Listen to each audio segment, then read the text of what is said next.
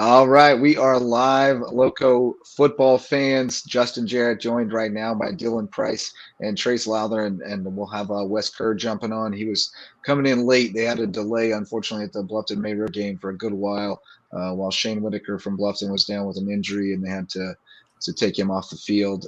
Also had one at JP2, Hilton Head Christian, with the JP2 player. I saw the ambulance on the field just when I got there. So, I guess we'll open.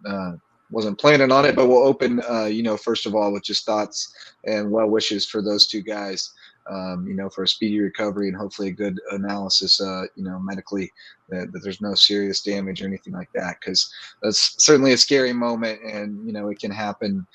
You guys know, I mean, Dylan, certainly, playing in the trenches, those kinds of things can happen very easily, and it can be really scary. So hope those guys are okay. First of all, that's first and foremost, more than any of the scores and highlights and stuff that we'll be sharing. But we do have a lot to run down, so we'll lighten the mood a little bit and talk some football. We'll run down the scores first, and then I'm going to let you guys wax a little bit about the games you were at. I was hopping around from place to place trying to get photos, and saw a lot of action in short times at each place, including Dylan. We'll go through the chronology of our text thread and me seeing the last play of the game coming in hot at Buford Academy. But scores, let's get to some scores. In High School League Region 7 4A, May River 14-7 over Bluffton. Wes will be coming on to give us a full recap on that. Jaden Jones with a couple touchdown runs and really a defensive struggle. Most competitive, the closest margin of victory we've seen in that rivalry. It was Bluffton heavy at the start, and then it's been May River heavy. But hopefully, this is a sign of things to come, that those teams will be a little more on even playing field, so we can get some great rivalry games there. But the Sharks maintain the dominance in recent years. James Island blows out Hilton Head High 45-8. So the Trojans keep cooking there on their way to a region title. Lucy Beckham beat Colleton County 31-21. So that's going to guarantee Beckham a spot in the playoff. Colleton up against it now. Going to Region 8 3A. Beaufort beat North Charleston 48-8 last night. Casey Fields, another monster game. I'll pull up the stats when we talk about the games a little bit more later. But he had over 200 again. So he's over like 1,100 yards in 5 games since he moved to running back. It's just absurd. Ridgeland, the Jags, they kept chopping and they get the dub. We got a Ridgelander on the broadcast tonight, celebrating a 38-25 win for the Jags over Edisto. I'm going to shoot CJ Frazier a text and see if we can't get him to come on and talk about it later on. Whale Branch in Class 1A beat Branchville 35-7. Nice win for the Warriors, who are, kind of licking their wounds after losing to Estill last week, but bounced back. 2 weeks ago, rather, but bounced back with a couple of nice wins. And Estill blows out Bethune-Bowman 50-0. So Estill, I'm telling you, that is the team to beat in Lower State Class 1A. And then this is what you guys are here for, the Skeeza games. We're joking about you guys being Skeeza wash-ups earlier, but, former Skeeza standouts. That's what we prefer to use. Hilton Head Prep forfeited to Trinity Collegiate this week. Hilton Head Christian beat JP2 48-32. This was a heck of a game. It was 14-0 JP2 early, and then Hilton Head Christian came back and took the lead right before halftime and pulled away a little bit in the second half. But another monster game for Christian Tilton. We'll talk about that later. BA 20-19 over Colleton Prep. Dylan, you were there, so you'll give us a full report on that. I saw the last play from scrimmage, which was a touchdown for Colleton Prep, and then they go for 2 and get stopped on the 2-point conversion. So incredible win for BA. First loss for Colleton Prep, and just a terrific football game. We'll talk about it a lot more later. Patrick Henry keeps rolling 52-12 over Andrew Jackson. Big rivalry game, no love lost there, and they were going to pour it on if they had a chance. So we got Patrick Henry and Thomas Hayward next week, and Hayward's on a 3-game losing streak. The voice of the Rebels will tell us all about that game later and rant and rave a little bit maybe, but 40-20 for Pinewood. Hayward continues to have trouble with those heavy passing offenses.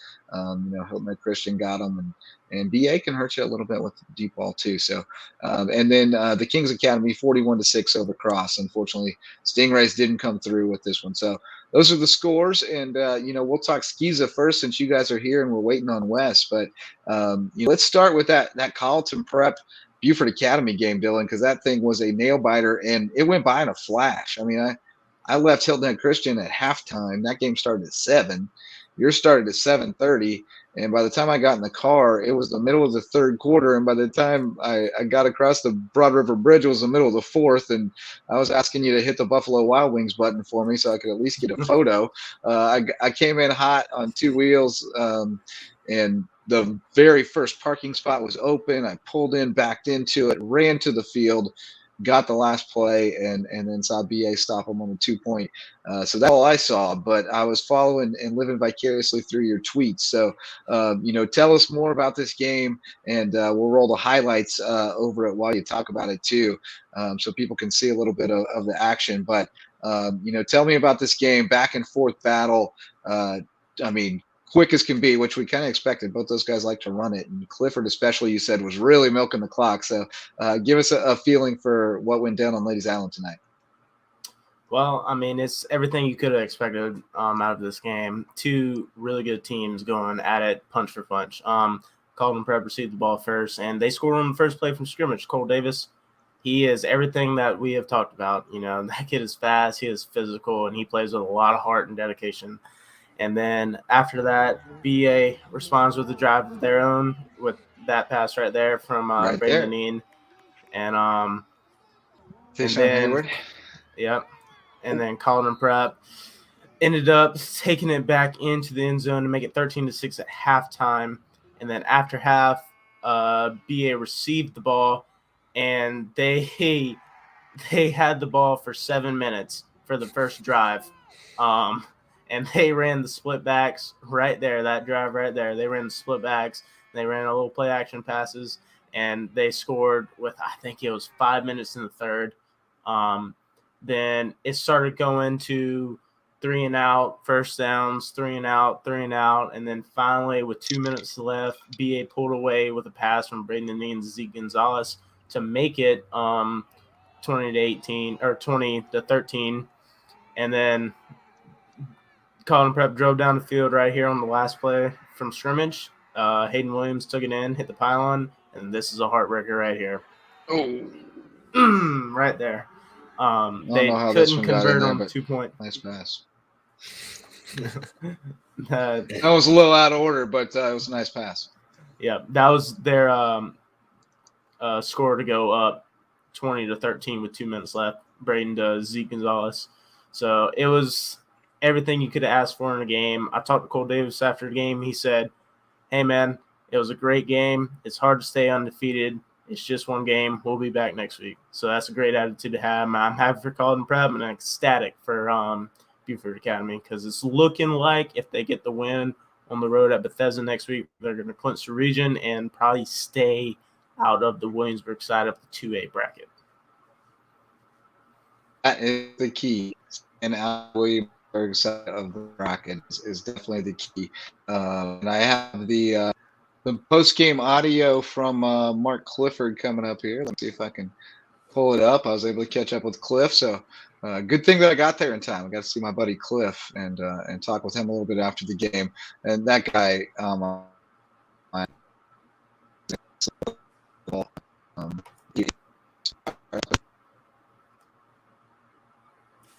post-game audio for Cliff now. Here with Mark Clifford after a thrilling win. Not sure how much sleep you're going to get tonight, Coach, but when you crash, you're going to crash hard after this one. What a battle. It was a great ball game. Coming back after a big win is just as hard as coming back after a big loss like we did the week before. So I was real concerned about that coming off that big win last week. And but they, our motto right now is we're back, and we got some great players. Great kids. We got some great kids. We got some good players too. But we're kind of coming together. We're learning how to win a little bit. We're taking the attitude right now that if we do everything right and everybody gives it their all, we have a chance to win. We're not crazy. We're going to beat your tail and all that stuff. We just want to be in the game. We want to be competitive and have a chance to win in the fourth quarter like we did the last two games. I was talking with Wes the other day about how important it is for you to have an unselfish leader as a quarterback, a guy who's willing to, to share the honor and just give it all. And you got one for the ages this year, don't you? He is. He's a great leader. He's positive. He's there every day. We talk ball all the time. He's a good student.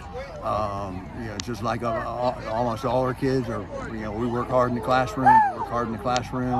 And I can't say enough about him. That catch to Zeke. There in that last drive that we scored almost big time. I can't say enough about our defense either. They came through and got it done. Found a way to win. On to the next one. You got to try to do this again after a big win. Try to get back up next week. What do you do? Football's all kinds of lessons. You know that. 66 years old. I know that's what I preach. And life is hard. Football is hard, and life is hard. You've heard that from a million coaches, but they're learning how to do it. They celebrated a lot last week, and then now it almost looks like we won. Well, congratulations, Mark. Best of luck rest of the way. How great is that guy? A freaking Lowco legend. Yes. It's an amazing dude. So much. A terrific win for them, and I'm glad that you said that Cole had the right attitude afterwards. I mean, they know that they just went toe to toe, and let's be real, that's probably the three best teams. Two of the three best teams in 2A. I think Williamsburg is the class, but so you're gonna have to beat them at some point, and might as well play them in the semis versus in the finals, right? So I wouldn't put it past Carleton Prep to go up there and knock off Williamsburg in a dog fight, 22-21 or something. And yeah, like tonight, a game just like tonight, except they get the 2-point conversion, and then they get BA again in Charleston. So that was everything you could want it to be, just like you said, but not quite everything you wanted it to be at Thomas Hayward tonight, huh? Trey, we've been saying all year it's not time to panic. It's not time to panic, but you text tonight. It might be time to start to think about panicking. But then I think you had talked yourself off the ledge by the time we got on here, because now we're talking about kill somebody in 1A, beat them, and Pinewood Prep obviously. 500 or so team, but they're a 3A squad that has played a serious schedule, and they got a pretty legit game with your boy, your homeboy from Dorchester County, Asa Wyndham. So, what do you make of this? Are you concerned, or are you still? Do you need to see what happens against Patrick Henry next week? I'd say I'm concerned, but I'd say there's no reason to panic. Yeah, all season I've said I'm not concerned. They'll get it together. I would say I'm concerned as a Hayward fan. I think you should be concerned. And I think we've been spoiled as Hayward fans, because the last 5 years we've been a 3A football team in a 1A league, and so we're playing 3A schools, playing 2A schools, and dominating 1A schools. And this year we're a 1A football team. I actually talked to Coach Shuford after the game, and he agreed that this year we're a 1A football team in a 1A league, and we're still a really good 1A football team. Hayward's still a really good 1A football team, and I think they're still gonna be, depending on what they do with Patrick Henry next week, if they can handle business there, I think they're still gonna be between them and Lee the two favorites to meet in Charleston again, and I don't think that's out of the question. But when you set yourself a standard that you set yourself a standard for the last 5 years and you don't meet that standard every week in and week out, people start to kind of raise their eyebrows and say, hey, what's going on here?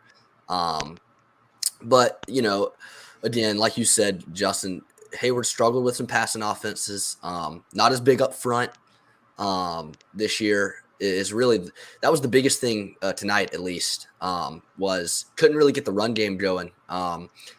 And I'm not sure I wasn't able to see Anthony Fripp. Actually, I don't think had any carries tonight on the ground, but he was playing defense. So Tony O'Banner was carrying the load offensively at running back. I don't know if that was a strategic decision or if maybe Anthony's a little bit banged up and they wanted to kind of save him for defense, which is certainly something that we have to keep an eye on moving forward.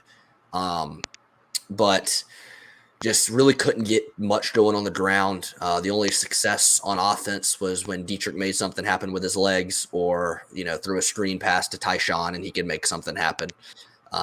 Tony had a few good runs. Hayward had a couple of good plays on special teams.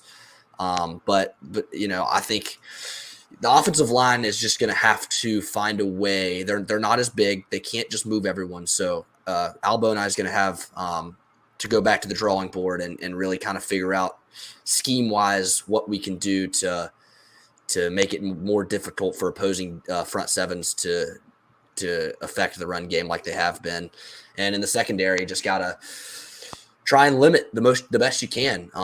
Maybe get a little bit more pressure on the quarterback. Nicholas Robinson with 3 sacks tonight. That's always good to see from, those 2 Robinson kids. They're tough. So they're always going to be out there and compete. And Tony O'Banner, I'm telling you, this kid, he doesn't know it yet, but he is a defensive player on the next level. He is an outside. I was actually thinking about it today. Yeah, he reminds me. I agree. He reminds me a lot of former Lowco standout, current Notre Dame outside linebacker Jalen Sneed. And the scary part about that is Tony's a freshman. So yeah. So I look forward to seeing. But in terms of this year, there's no reason to panic if you're Hayward. Just handle business next week against Patrick Henry and get in the state playoffs and handle business in the state playoffs. But Pinewood Prep's a good team. Great win for them. They were all excited. I think everyone kind of knows Hayward's still the cream of the crop in Skeeza, and to be able to come in to Harvey Beach Stadium, which I was just joking with you guys, mentioning that the last 7 years, Hayward's since I've been announcing, Hayward's got a 34-7 home record. So to come into Harvey Beach Stadium and get a win, that's big for Pinewood. Yeah, I love that you know your home record. It just makes day. It makes my day to know that. Phenomenal. What was it again? 34-7. 34-7. 34-7. All right. And this Very is good. Another little stat here. This is the first last week after the back-to-back losses. It was the first time Hayward had lost back-to-back since my sophomore year of high school, which was the 2016 season. They didn't lose back-to-back the first state championship year when everybody panicked when they lost to Bethesda. Nope. That was 2019. That was the second state championship. The first one was 13. Oh, yeah. That's right. The second state championship. I do remember some panic after that Bethesda game. Yeah, it was just one loss to Bethesda, but but this is the first time they've lost 3 in a row since my freshman year, which was 2015, and my 5'5", 105-pound freshman was on the roster. So that you have to go way back to find the last time he was lost in a row. You're saying that was foreshadowing might be a 3-game losing streak at some point. That's right. Well, we went 2-8 that year, so those were old times for Hayward. Oh yeah, the lean years. Well, Wes has joined us, and Wes, what's going on, man? We've already run down the scores, and we've run down a couple of the big Skeeza games, but we've been waiting to hear about this May River game. So, welcome to the show, and tell us about the May River Bluffton game. A really tough battle to the end. It was a grinder, and you know what? May River, I thought they were the better team for most of this game, but a couple penalties, a couple mistakes by the Sharks and kept the Bobcats alive, and the defense played well. Jeremiah Curry had a great game along with Jaquin Williams, and they really got some stops late in the half to kind of keep it at 7-0. And Max Von Hohenstraten, great to see him back out there today. Of course, he was injured in the Hilton Head game, and certainly the Bobcats were missing him. Good to see him back out there, but May River defense was outstanding to hold off Bluffton. The Bobcats did tie it up with a touchdown catch of Jalen Linder. What a fantastic season that Linder continues to have. But May River's defense really dug in, and when they got the lead those 2 times, they can really grind you down, run the football, and Jaden Jones was sensational behind an offensive line. And really the difference was they were able to eat up that clock in the end and move the chains on the ground. And certainly this was quite a game. And, great to see these 2 teams play each other close, because it seems like these last few years, May River, has been that dominant team. But Bluffton with Hayden Gregory, they've really been on the up and up this year. And a good effort from the Bobcats, especially on defense on the road. I mean, May River certainly had to earn it. They grinded it out. They stuck to the ground game most of the time. They did throw it a couple of times, and I thought Tanner Macy's really been growing under center, had a very efficient outing, and obviously the degree of difficulty, he wasn't expected to throw some deep passes, but the ones he's able to complete on some short throws, some play action, he executed on. So a great game for Tanner Macy, and that's a gritty win for May River, and our hearts go out, and we're thinking of Shane Whitaker, who left the game in the second half. He was going against the lead blocker and took one to the upper body. It looked like they're calling it a stinger. He was carted off into an ambulance, so we wish him all the best tonight, and we hope for a speedy recovery for Shane. It just hurts to see that for anyone when that happens, when you have to have a serious injury like that. But what they're saying is mostly precautionary, that it doesn't look like it was that serious, but they had the precaution of carrying him off the field and put him in the ambulance, and hopefully that he will recover quickly, and wishing all the best to him. But a really strong effort from Bluffton on the road in a really tough environment. I thought the defense was outstanding, but it was a Jaden Jones game. Pulling up the stats right now, I have it right in front of me. Jaden Jones, 35 carries for 189 yards and 2 touchdowns. He was the rock of that offense, and it seemed like when they need the big first down, when they need to move the change, they just relied on Jones's legs and the offensive line to just push them forward. And this was a physical game, and you expect that. It's a rivalry game. Certainly up the intensity in the second half, and we saw a targeting call against Darian Perry, and that certainly fires you up if you're May River when you lose a guy like that, and that kind of powered the Sharks to get a big time stop. They stuffed a run on 4th down when Bluffton was driving, trying to tie it up, and so it was about 4th and 4, 4th and 5, and they decided to run with Buxton, and May River was ready for it. Absolutely stuffed it, and that was pretty much it, because the Sharks were able to grind out the rest of the clock and just keep it on the ground with Jaden Jones and company. So Jones scores both touchdowns. Strong effort from Bluffton on the road, but May River showing just their elite ability to grind you down with that run game. They're always so dangerous when they get a lead, and Jaden Jones was really a difference maker in this one. But a great game for Thomas Reich defensively, and that May River Shark defense bent but didn't break. So a big win for the Sharks, and they're still on track for a number 2 finish here in Region 7-4A. Great to see this competitive, first of all, but Jake Jones getting 35 carries in the defense playing hard-nosed football is River, because that guy's going to jump down. He squats 600 pounds. He might get 4 or 5 yards of carry for most of the, but sometime in the second he's going to start getting 10 or 12 and then he's going to break up. You just can't keep tackling that guy all night long. It's too much. And then Macy's a really nice, yin and yang to him. He's quick and slippery and runs the read option well. So I still dangerous in the post. They played a really tough region schedule. They're not exciting to watch this year, but they're a playoff, like a team that can grind you down. Yeah, you know what I mean. They're a survive and advance kind of team. Yeah, I think they're built for that. I think they're going to be a tough out. So, speaking of which, how about Beaufort? 48-8 last night over North Casey Fields. I'm ready for next week against Hanahan.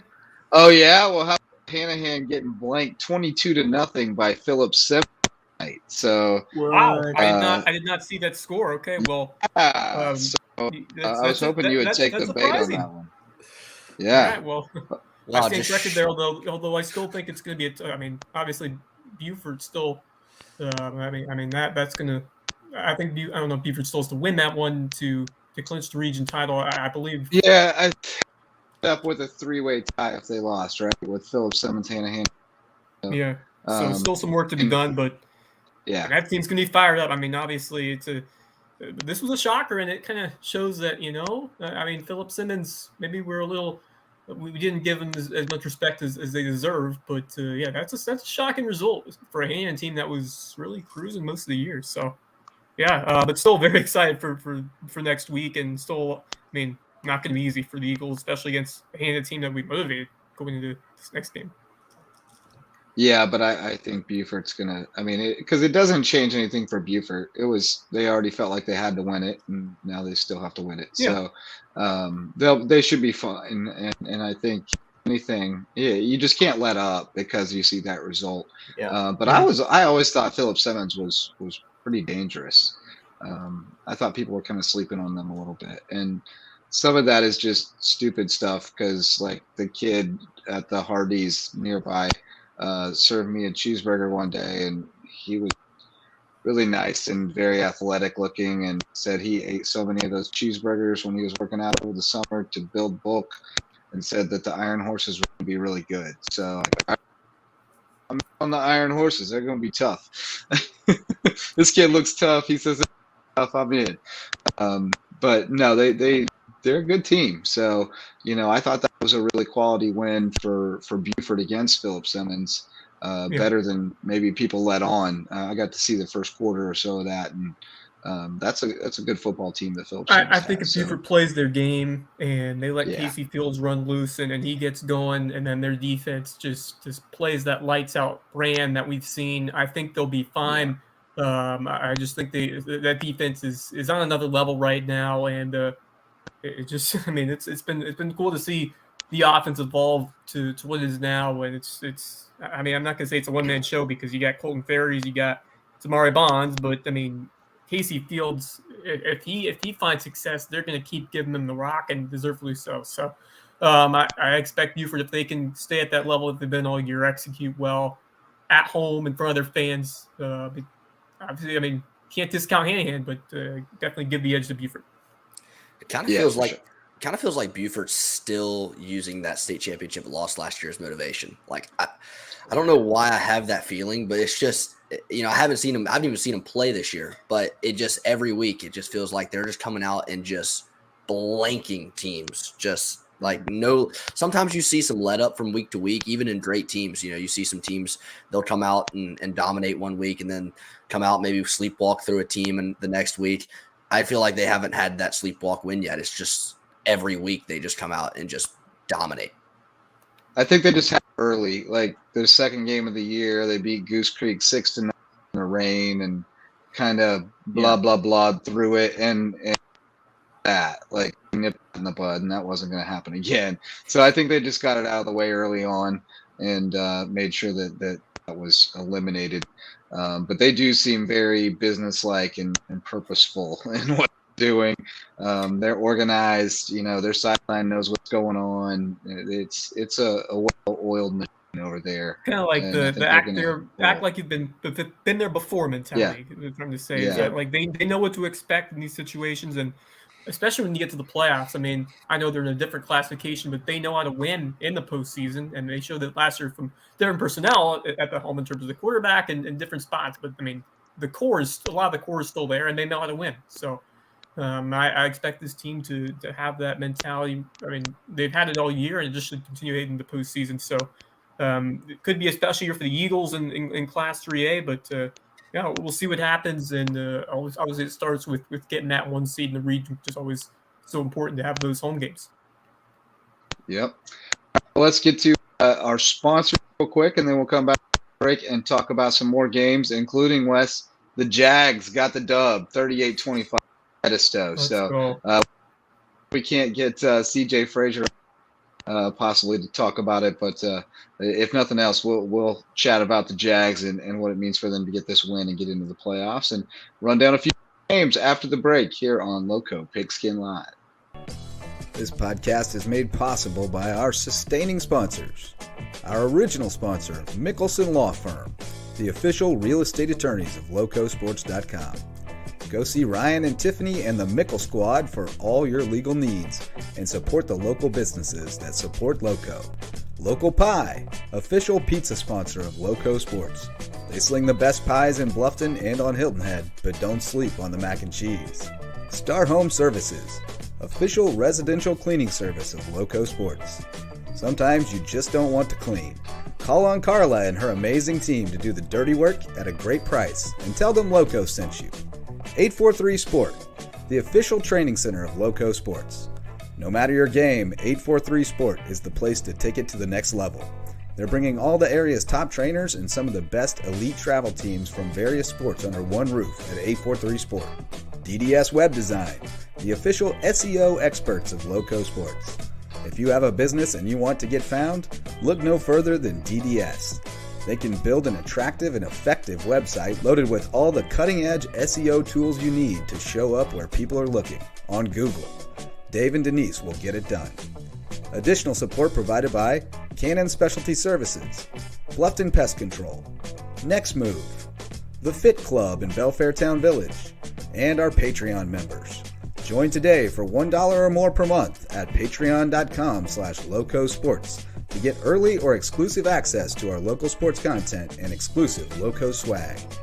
And thank you to our past recurring sponsors, including Horizon Rehabilitation and Physical Therapy, Coastal Plains Insurance of the Lowcountry, 4M Metals, Hilton Head Insurance and Brokerage, Brody's Bar and Grill, and AGC Gutter Company.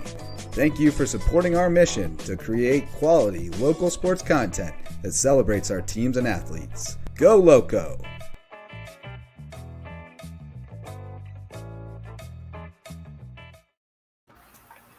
And we're back. Thanks so much to our sponsors for making it all possible. And we may have rounded up another guest coming on here in a little bit. A couple of them, as a matter of fact. So we'll keep an eye on the green room because we got two people who may be popping in here who have the link now to talk a little bit more. But let's look at these scores. Wes, anything that jumps out to you now that you've been able to get in and start looking at the scores? Anything you want to talk about a little bit more? Good effort from Colleton on the against Lucy Beckham, 31-21, just a 10-point game. And that's a college team that has had trouble scoring. And that's Lucy Beckham defense that's been playing pretty well. So, I mean, it's good to see Colleton County compete against Beckham, but the Bengals do get it done, and that's a huge win for them. But Colleton, it's certainly still need to win, probably make it even a chance to get in the playoffs. But we'll see what they do. Going forward, still got one more game to play. Beaufort, 48-8. That was Thursday game, I believe, against George Charleston. Yep. Casey Fields, 230 rushing yards, 3 scores. Good to see the Samari Bonds get some passing touchdowns. I think he could be a big factor going forward when you get deeper into the playoffs. But Casey Fields. I saw something from Ian Guerin, I believe, who tweeted that he's over 1,000 rushing yards in around the last 4 or 5 games. That's 5 games. That's crazy stuff. Incredible. Yeah, he was at 899 through the last 4 games since he moved to running back, and then so this puts him over 1,100. Yeah, that is something else. They have found something, and Bryce Ladder, I'm sure, wishes that he could have discovered that early. But it's great. It's great. He's got to be thrilled with what has developed there with Fields just tearing it up over there in the ground game. And I actually think it's the best thing that could have ever happened that they didn't do it until later, because he would have been dead by the end of the season. Yeah, right. But, I totally get it's like getting a guy back off the injured reserve mid-season or something and just sliding him in. Fresh legs. Yeah. That's huge. But other scores. Whale Branch taking care of business over Branchville. Estill. I picked them to be the team that would. From my pick 'em, I said Estill's going to win by the most points. They won by 50 over Bethune Bowman.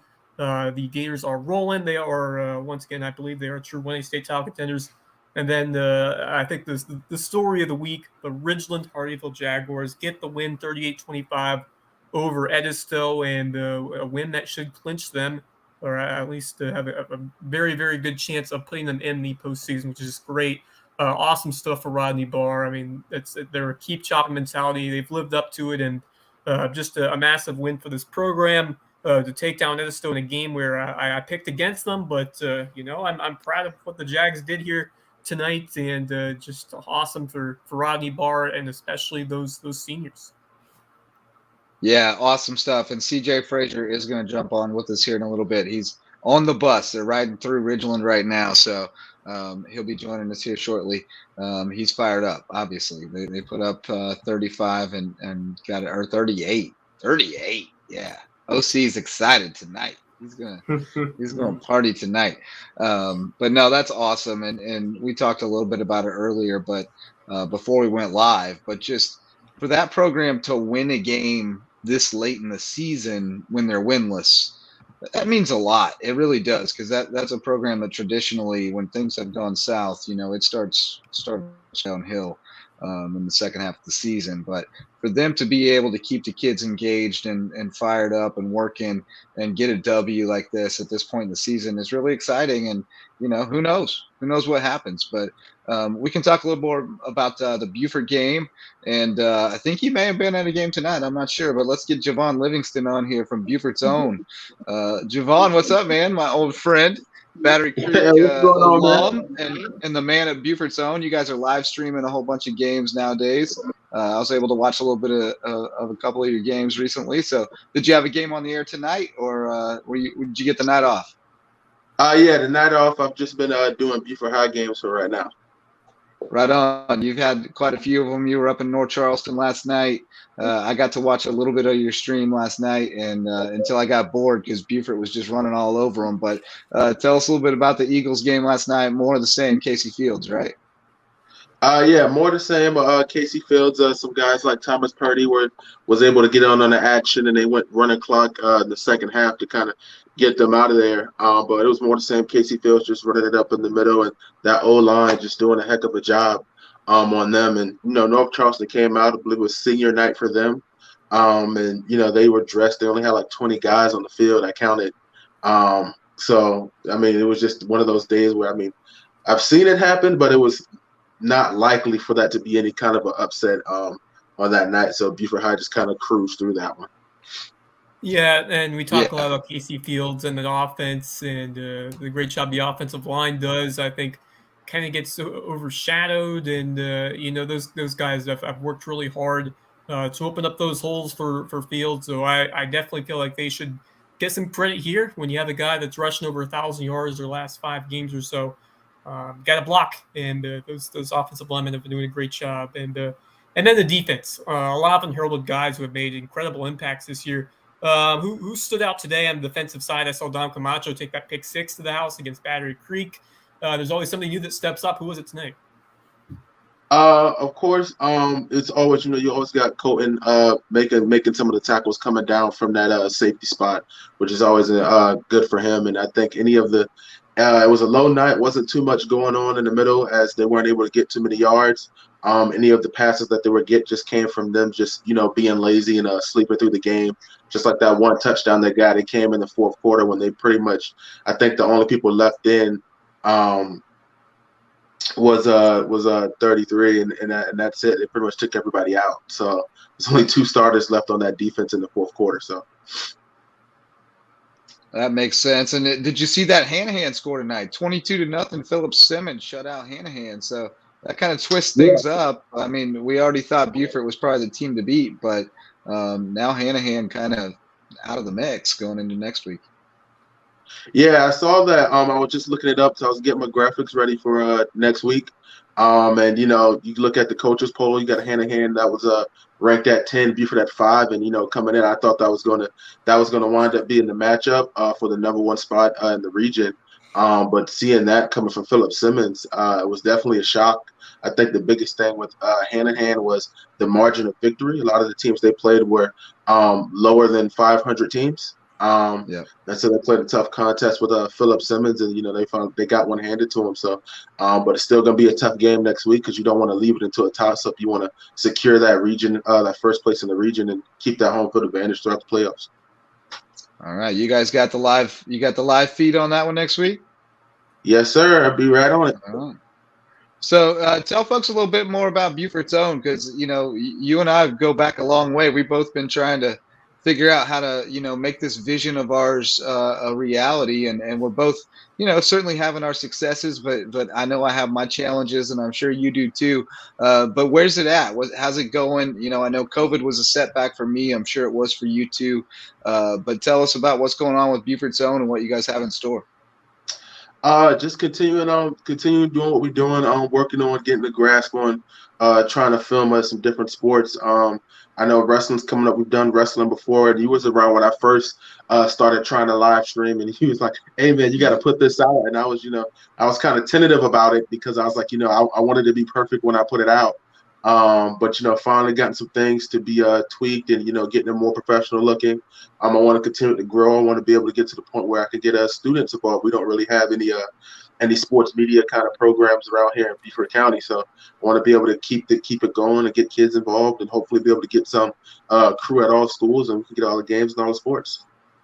You're speaking my language, man. We're definitely going to have to reconnect and put our heads together and see what we can do together, because we got some good stuff cooking on the same front. So we appreciate you hopping on. We appreciate what you're doing, and wish you luck and look forward to working with you. As we go forward here, man, to build something special. Rising tides lift all boats. For sure. And just I want to say good job to the rest of the guys you got here on the stream. I've been tuning in whenever I can.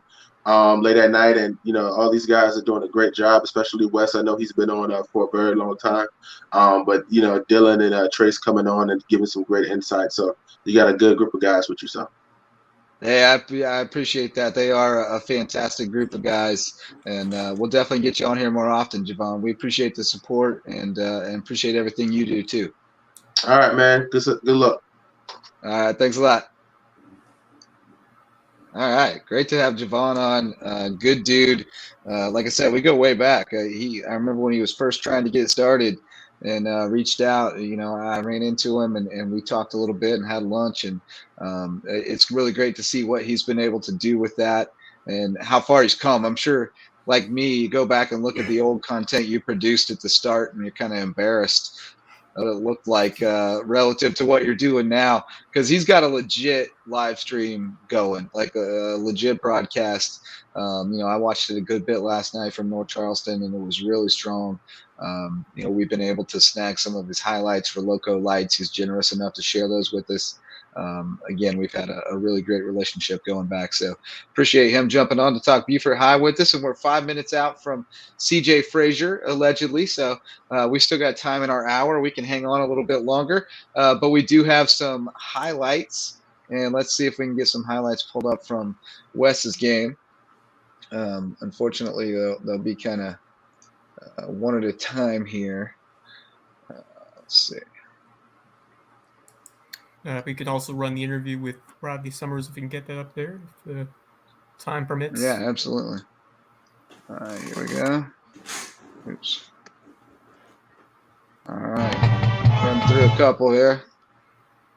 Got Jaden Jones. Great game for Jaden Jones as he muscles into the end zone for the opening touchdown. Huge game for Jaden, who was just named to the Touchstone Cooperative Bowl. Yeah, he is South game alongside teammate Darian Perry. Grown man. Speaking of another invitee to that game, how about Jalen Linder on the receiving end of a touchdown pass from Max Von Hohenstraten that tied it up. Beautiful throw there from Max Vaughn. Great to see him back in the game, or first time in a couple weeks. Let's see if I can find another one. This is hard to do. It's like you got to move. It's like a shell game. And there's a go-ahead score. Jaden Jones finding the seam on that left side, taking it in for 6 points, and then that was a lead that they would not relinquish. And I believe there was a whole lot of stuff that happened between there, but just no points. Stuff run on fourth down. We can pull it up. Yeah. This is it. 4th down and likely the ball game here. Bluffton looking to convert and move the chains. That wasn't it. And May River was ready.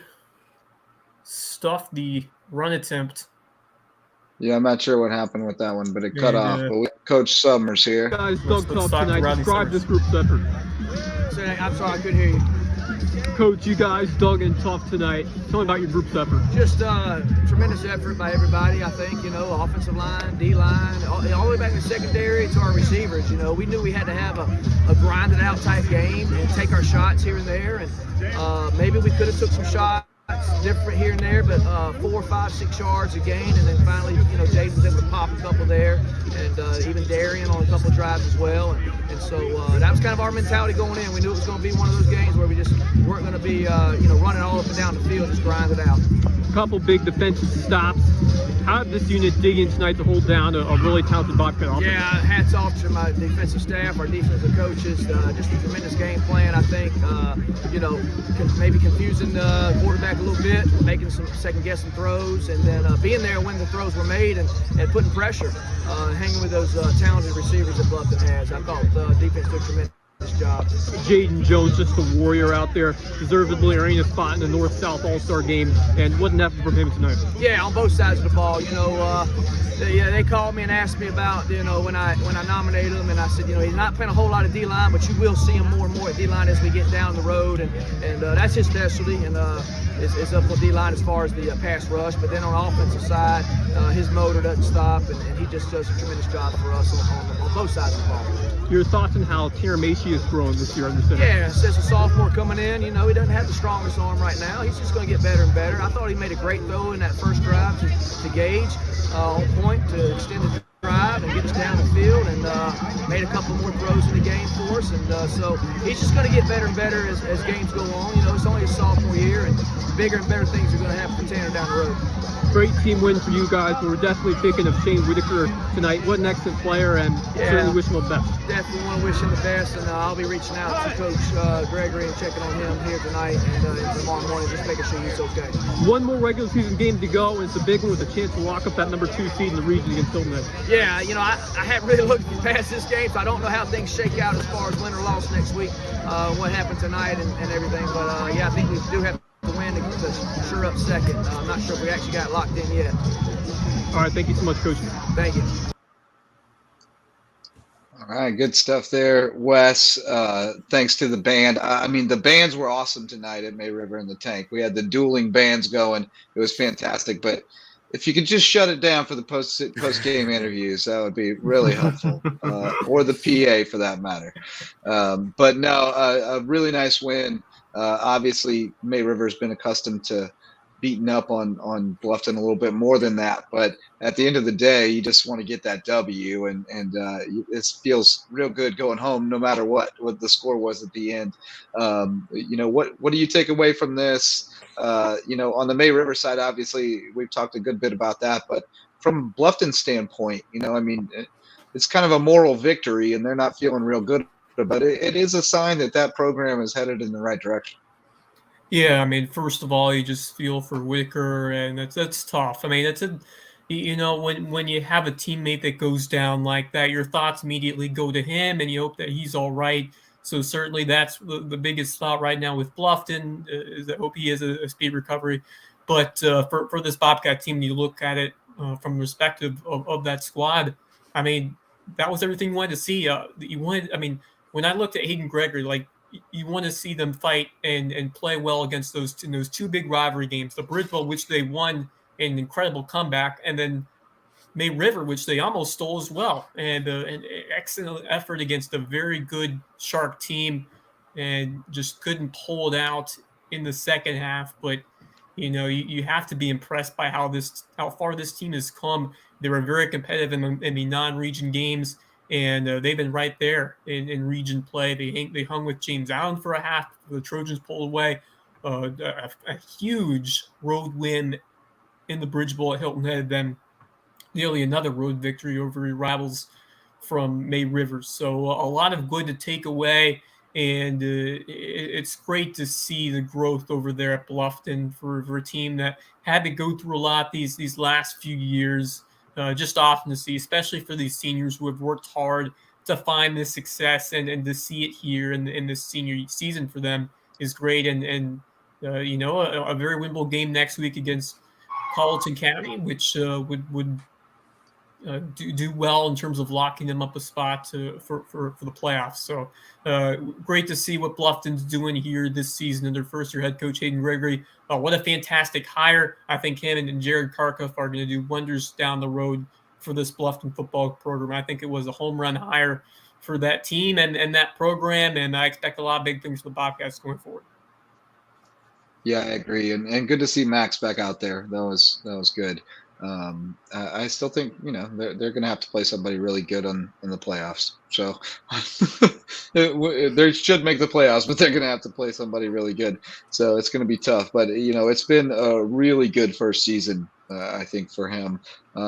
Just wondering where the program's been the last few years. And what they did on defense today, I mean, they only gave up 14 points, and they made it tough for May River.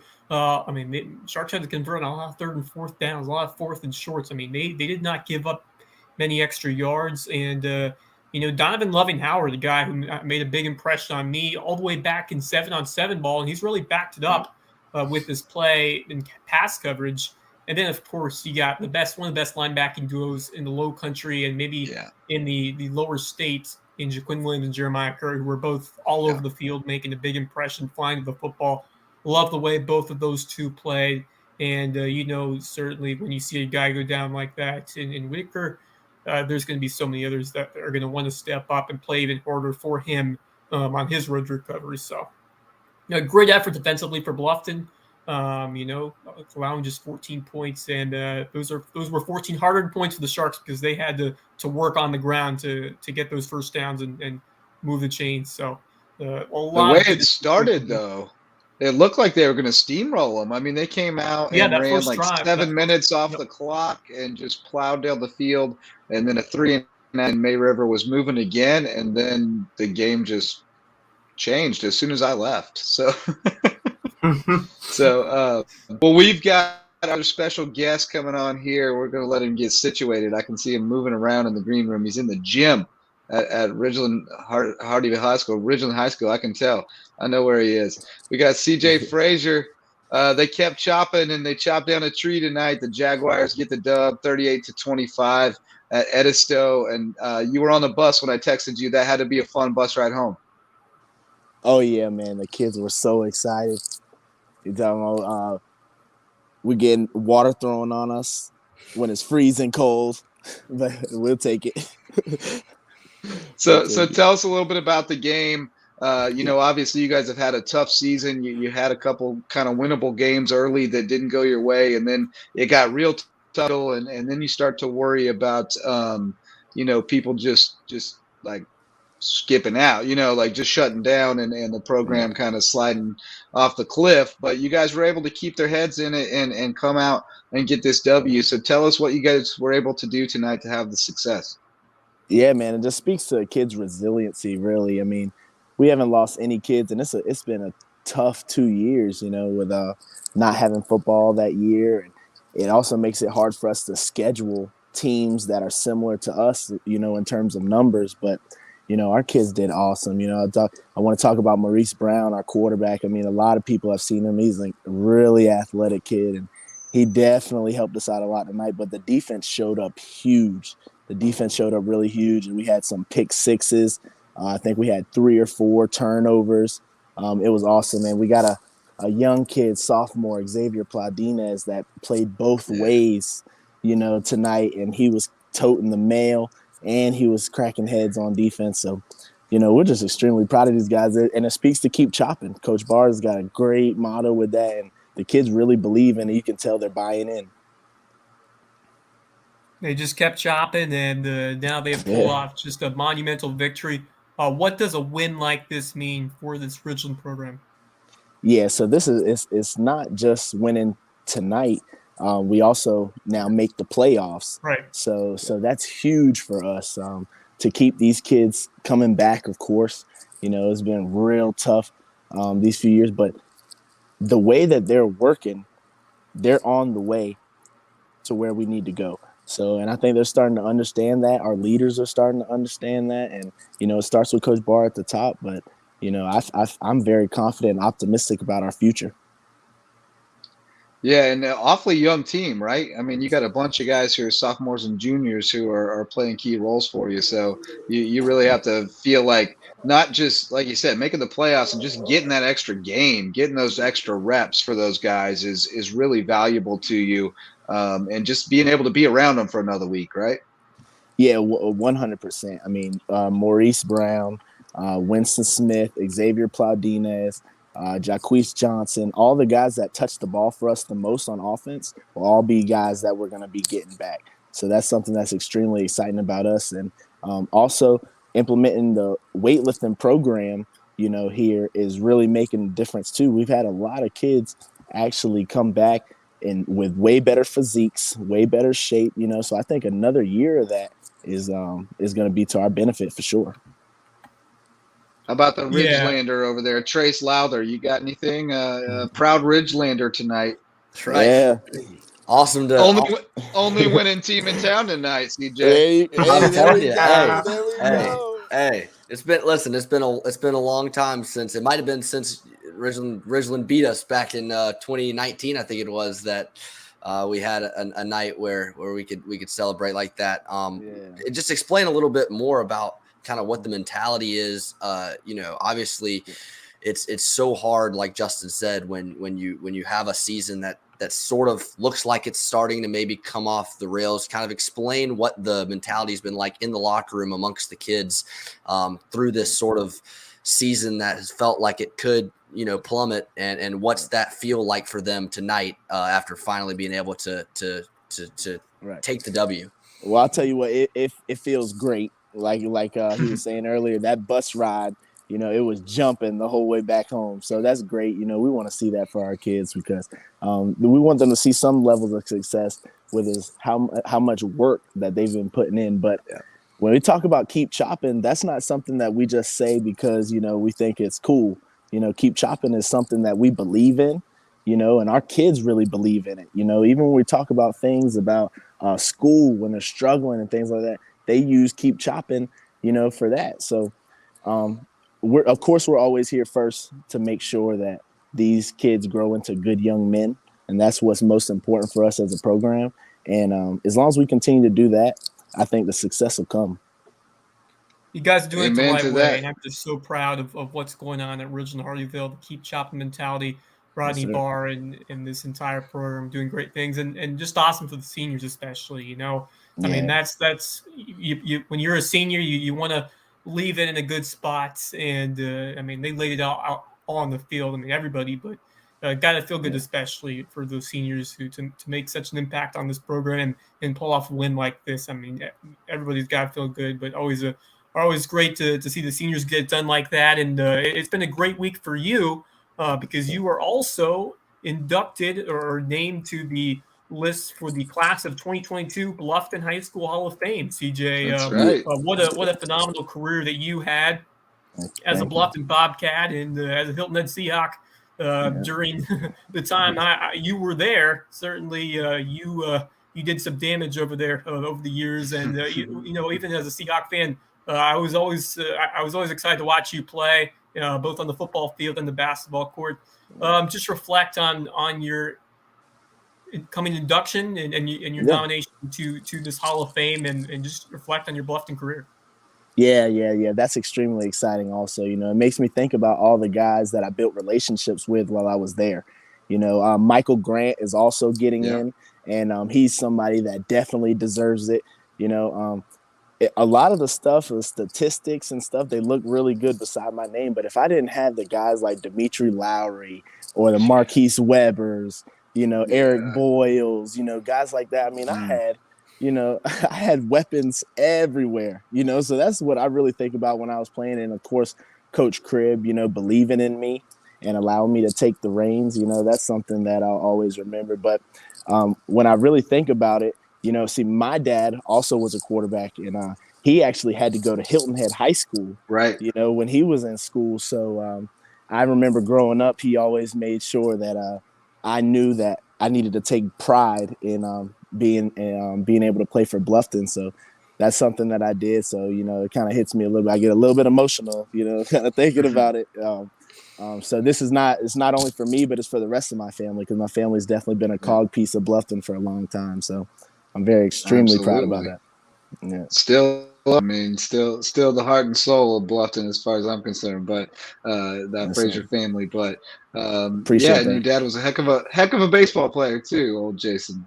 He can sling that rock a little bit. So well, we appreciate you, man, and we're past an hour now, so I'm gonna let these guys go to bed, and we're gonna say goodbye to CJ Frazier. But thanks so much for making time for us. Congratulations on the win. Congratulations on the Hoff honor at Bluffton, and it's great to see you with a big smile on your face as usual, man. Have a great weekend. Right. Enjoy it. Yeah, I appreciate you guys so much. Good weekend. Right. Thank you. All right, how great to see that guy so happy. And not been a lot of smiles. He's always got a smile on his face when I see him anyway, even despite what was going on at Ridgeland. But great to see him, all smiles, and know that those kids had a happy bus ride home. They deserved one, for sure. So great night, guys. There's Thanks so much for no all better your feeling help. after win. You guys can attest to it, to Dylan and Trace. There's nobody feeling than partying up with your teammates on the bus ride after a big dub. Right? Nothing better. No doubt. Yep. Nothing better. There was a good celebration at BA after the game tonight. We were, they were lingering for a while. They were soaking in the moment. It was, you get late in the season, these games get more meaningful, and the people tend to linger and enjoy that moment a little bit longer, even if it's cold. And it was cold tonight. It was chilly tonight. Well, great. You play real football in the cold. That's when it matters the most. That's right. That's right. No question. Well, appreciate you guys and all your insight and efforts. And it was fun. We'll do it again next week. Thanks so much to our sponsors who make it possible. Thanks to everybody who hopped on tonight, including all these guys, as well as Javon Livingston and CJ Frazier. Best show yet, I think. And we'll try to see if we can do even better next week. And thanks all to everyone who joined us to listen or watch tonight. It was a blast, and we wouldn't do it if you weren't here. I don't think. We probably wouldn't do it if you weren't here. But that's going to do it for this one. Until next week, go Lowco.